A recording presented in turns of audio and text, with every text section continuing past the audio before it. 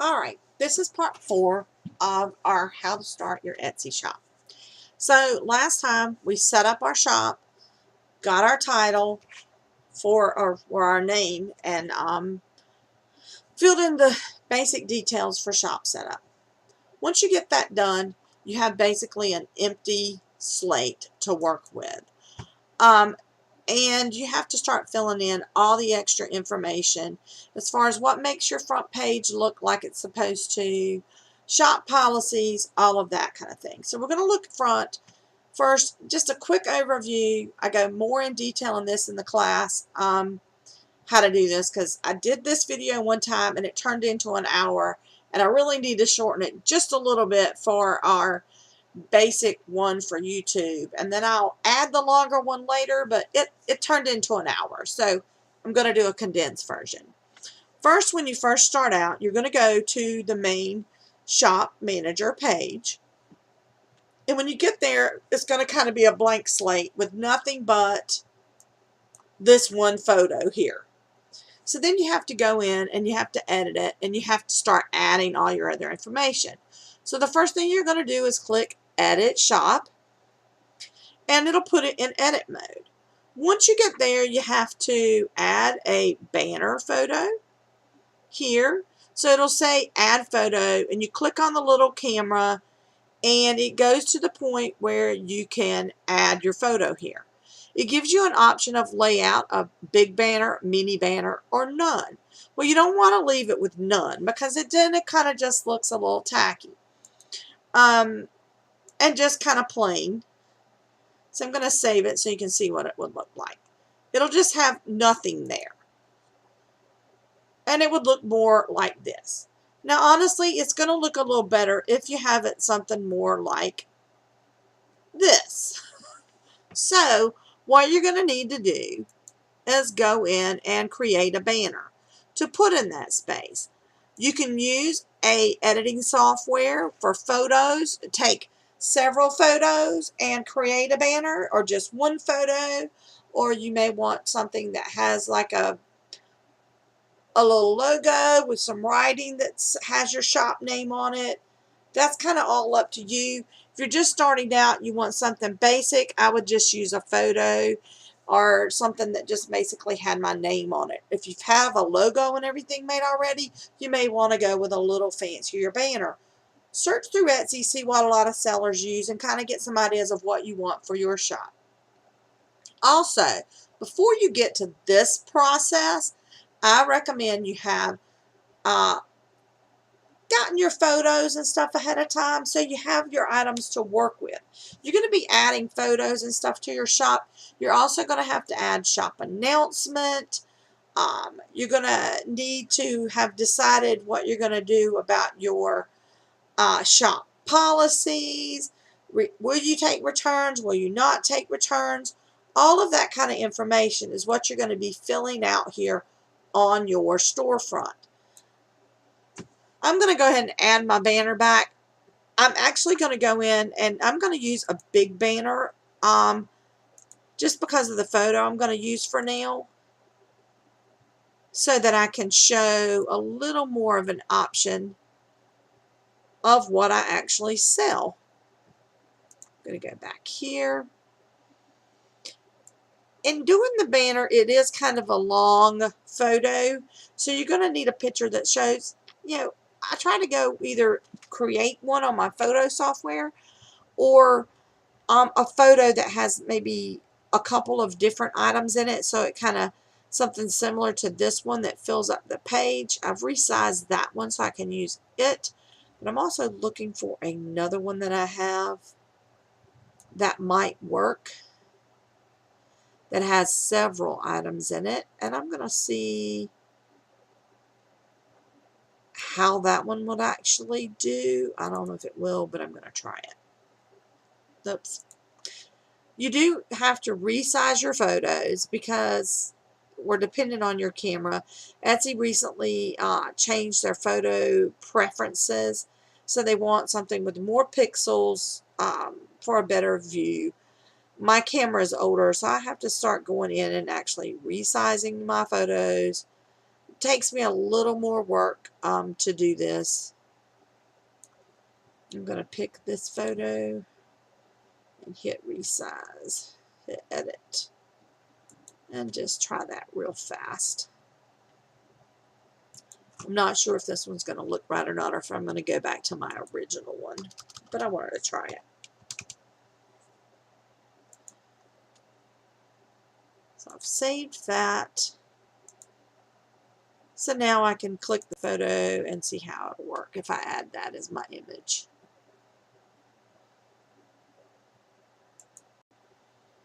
Well, thought I was. Try that again. Hit the button.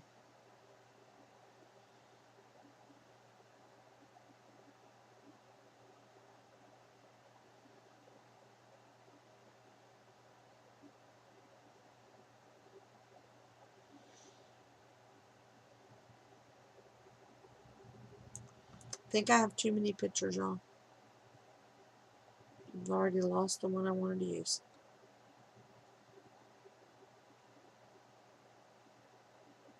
And it's right in front of my face somewhere. Here we go. I'm going to see if that will add that one. Sometimes it'll come up with a, well, it's there apparently. I'm going to hit, why is it doing that? Ugh. Sometimes Etsy just does not want to cooperate, and this is one of those times.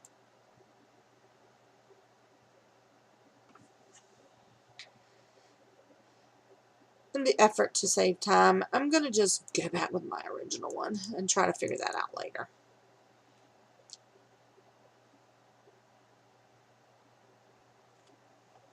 There it's back. So I'm going to click save, and that saves that photo.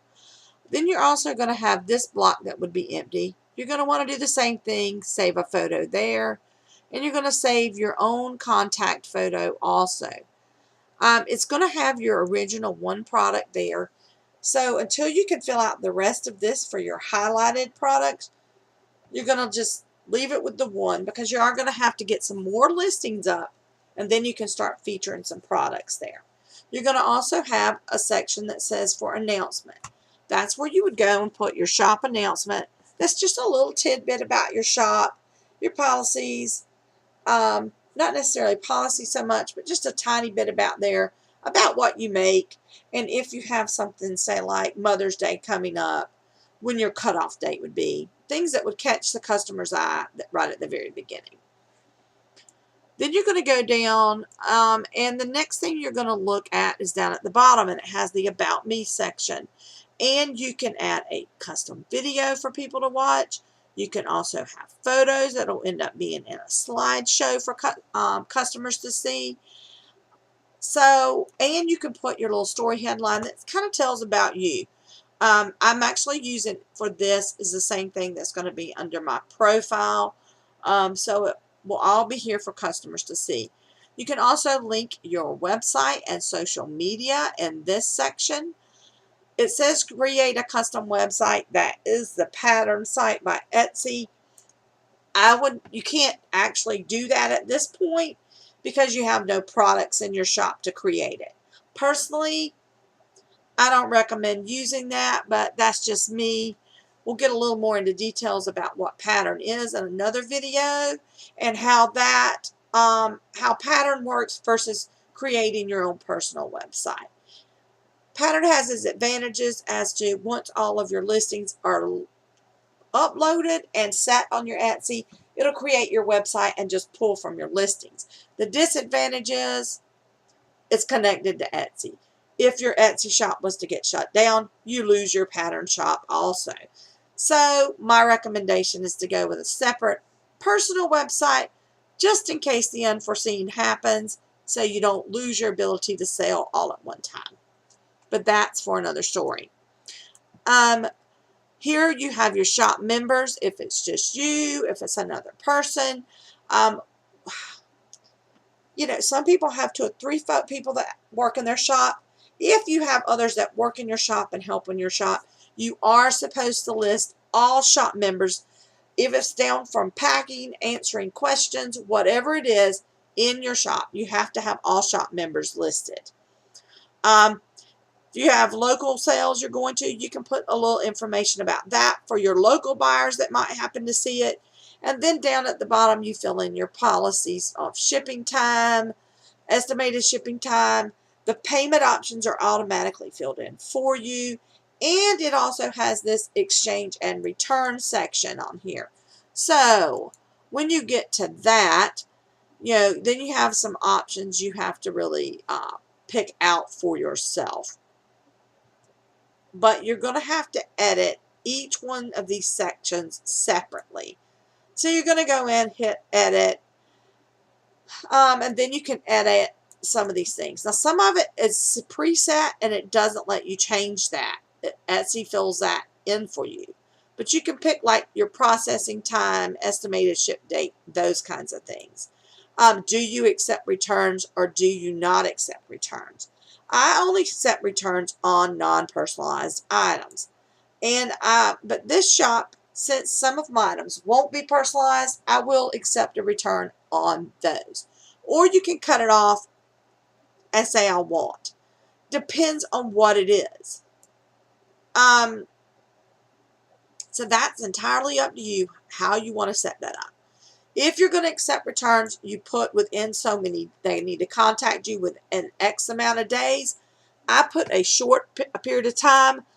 I would not go any further out than 14 days because then you'll have, if you go out and you have 30, 60, 90 days, you're going to have customers that buy something, keep it 3 months, and then say, oh, I don't want to return it now. I've personally had a lady had something for a solid year, and it was personalized with initials for each family member, and she suddenly decided she didn't use them and she wanted to return them.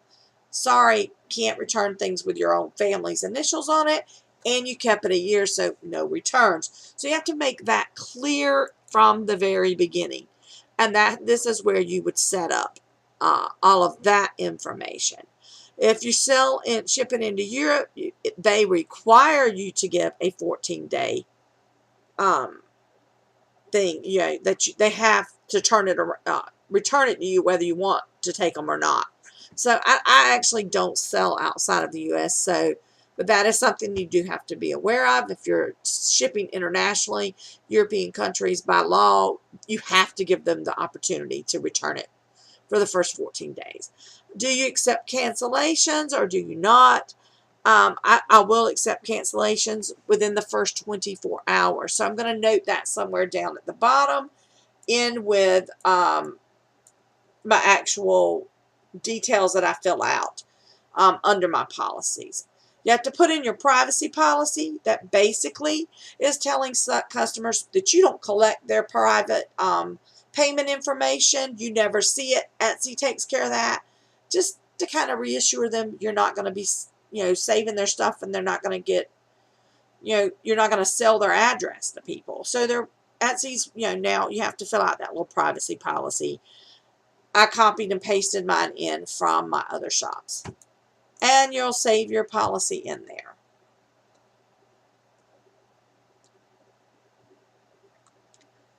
You also can do some custom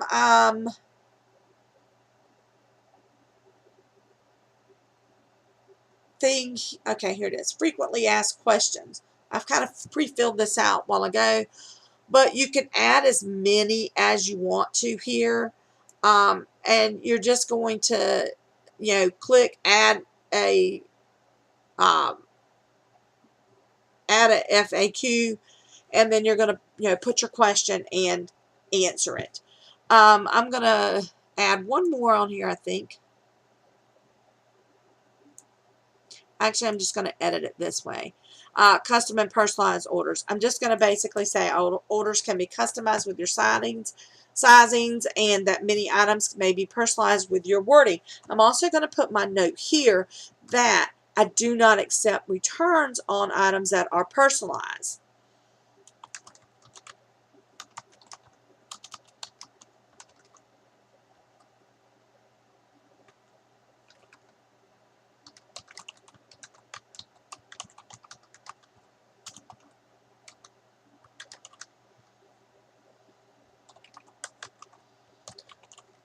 I'm going to put, due to the nature of personalized items, I cannot accept exchanges or returns.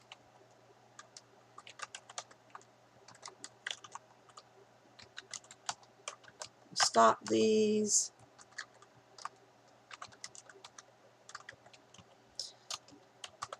You need to make that clear. I'm not going to take back items that I have personalized if it has their names, wording, whatever on it, because I can't resell it. Once I personalize it for that customer, it's good for that customer only, and I can't restock it and sell it. Things that I do return, there is a 20% restocking fee on those. So custom orders, can I return a custom order? Since most orders are custom, I filled it in again. You know, you can't, I can't take it back. So I'm going to save that too.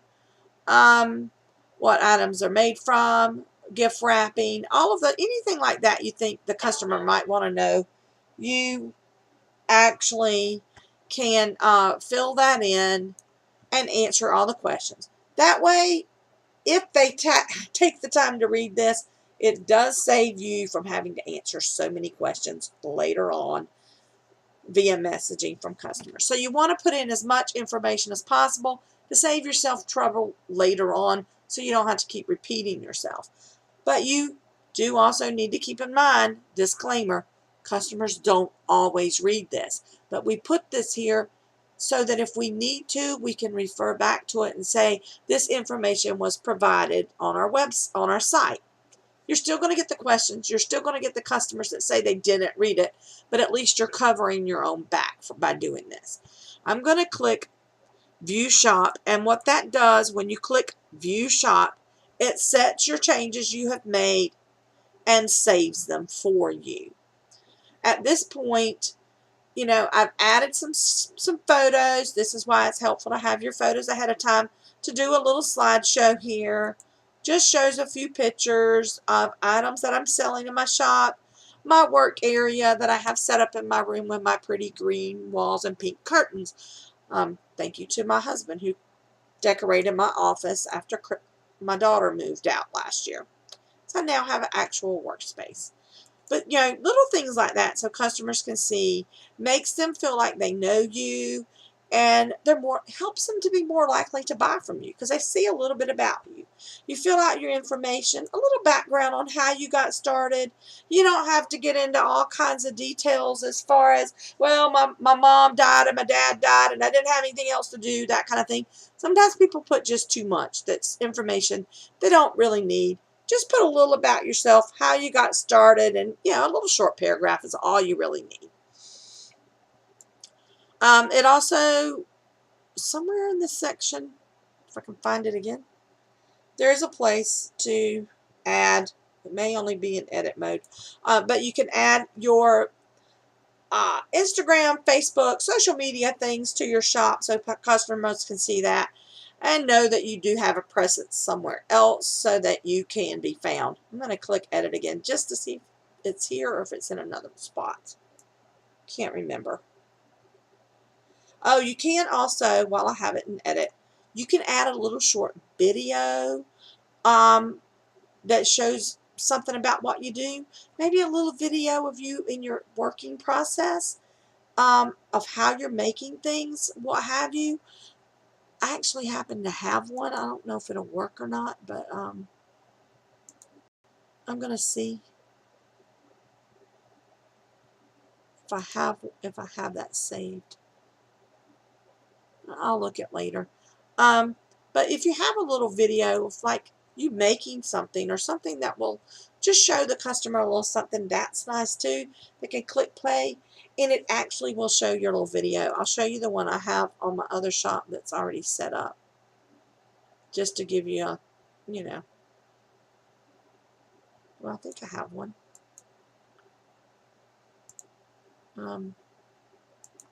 Might not be on this other shop. Ah, here it is down here. Sorry, guys.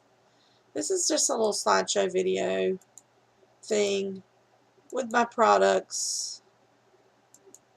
You know, just a little extra things. This is an actual video that I created. It's a little loud, sorry. Little slideshow with some products I actually use on Facebook. You can upload that here and have this little short video. This kind of, customers can see that there. So that's all entirely up to you, whether you want to do that or not. But it is an option that they have. Yep. Sorry, gone to the wrong page. But I'm going to leave that for now because I need to create one for this particular page. And I was also going to look again and see if this is where, yeah, here's the one you can link your social media things to. You can add your Facebook and add your, or Twitter, Facebook, Twitter, Instagram, Pinterest. You can add all of that here, save that information here so that they can locate you on other spots. But you have to be in edit mode to find that. So remember, you have to go back up to the top and click that little edit shot button. Anytime you're going to do anything like that, you're doing it from that page. I'm going to go ahead and stop this video from here on part 4 because this is probably at least 30 minutes worth. And then we'll go into showing how you add your other information in another video that we're going to go under your settings and fill out all of the information under that for info and appearance about your shop, shipping settings, all of that will be in a second video. That'll be, we'll call it part 4, part B. So look for that coming soon.